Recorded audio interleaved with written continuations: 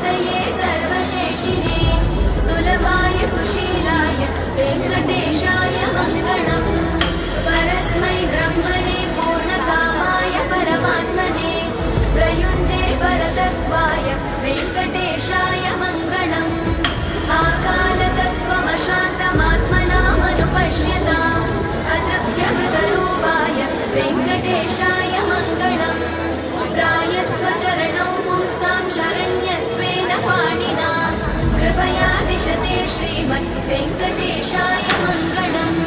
दयामृततरङ्गिण्यास्तरङ्गैरिव शीतलैः अपाङ्गैः सिञ्चते विश्वं वेङ्कटेशाय मङ्गलम्